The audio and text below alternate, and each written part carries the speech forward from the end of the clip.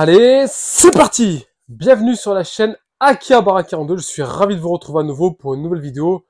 Aujourd'hui, on se retrouve pour les Super Sentai. Mais avant tout, je vous remercie pour votre fidélité et j'ai une bonne nouvelle à vous annoncer.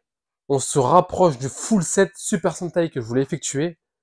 Plus que 3 robots et la collection sera enfin terminée après quasiment 25 ans de recherche. Et la collection, je l'ai attaquée en 95, comme vous le savez, donc il y a déjà 28 ans. La collection est vraiment à la fin. Il ne me reste plus que 3 robots, donc du coup, à trouver. On va malheureusement devoir sortir les finances parce qu'on n'a pas le choix. J'ai pas envie d'attendre 10, 15, 20 ans comme certaines. J'ai pas la patience, en fait. J'ai envie de passer à autre chose. J'ai envie d'avoir mon full set, me faire plaisir, en profiter et passer sur d'autres gammes. Aujourd'hui, c'est une journée assez particulière. J'ai enfin réussi à remettre la main sur le fameux Senkaiza de Majirenja. C'est un robot que j'avais par le passé, que j'ai acheté et revendu à plusieurs reprises. Et maintenant, le voici les amis. Le voici. Une boîte juste magnifique. Franchement, je suis très satisfait de ma trouvaille. Alors, la boîte, elle est en très bon état. Pour un robot qui est 2006, hein, faut pas se le cacher. Précédemment, j'ai fait la review de son cousin, le Wallkaiser, là on a le Sennheiser, tiré du movie Majirenja.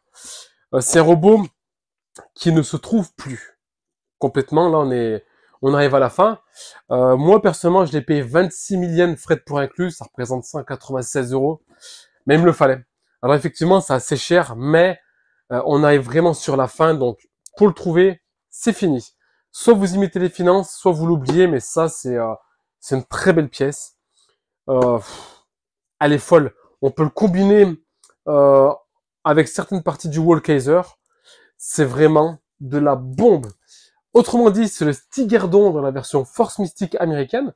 C'est un robot qui fait 27 cm, qui possède 3 modes de transformation, qui se trouvent à l'arrière de la boîte, sur le côté également, comme on peut le voir. C'est une pépite, les amis. Je pensais pas le trouver. Je remercie le vendeur qui se reconnaîtra, qui veut rester anonyme de me l'avoir vendu. Sincèrement, je te remercie de m'avoir exporté en France. C'est vraiment une pièce qui me tenait à cœur. Sachez également, les amis, que j'ai enfin mis la main sur le Megazord Power Ranger Turbo version américaine que je cherchais en boîte complète et parfait état, est un mint. Donc pour ça, c'est de la bombe. J'ai fini de parler. On va passer à la présentation du bijou. Parce qu'il faut le dire, c'est un bijou. C'est un robot qui est dynamique, qui a des thèmes spectaculaires, un paint juste démoniaque et qui rend très bien dans la collection. Les amis, j'espère que vous êtes prêts. Avant tout, n'hésitez pas à liker la vidéo, abonnez-vous à la chaîne, partagez la vidéo, ça me fera très plaisir et ça me permettra de vous apporter encore plus de contenu. On a fini de parler et c'est parti pour la présentation.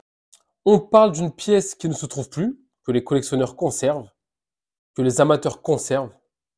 Il est tellement dingue. C'est simple, mais c'est efficace les amis. Tout de suite, on passe en gros plan très rapproché. On a un visage, du coup, avec de beaux yeux verts. À ce niveau, il n'y a rien à dire.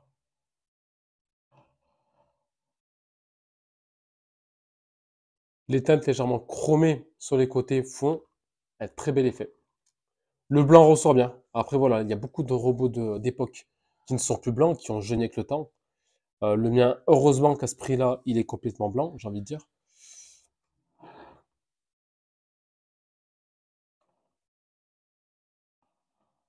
Il est vraiment du plus bel effet. Avec son cousin, le Wallkaiser, ce sont vraiment deux belles pièces. À ce niveau, il n'y a rien à dire. Les finitions d'époque, la qualité d'époque n'est pas celle actuelle. Rien à voir. On a des motifs à droite et à gauche qui sont très accurate et qui rendent hommage à ce robot de légende. La crinière arrière, du plus bel effet également. On peut peut-être, allez, un petit bémol, tous ces vis. Il y a beaucoup de vis. Mais bon, quand on collectionne le Toy Super Sentai, on est assez habitué à ce type de défaut, on va dire. Mais c'est pas un défaut en soi-même. Transformation effectuée.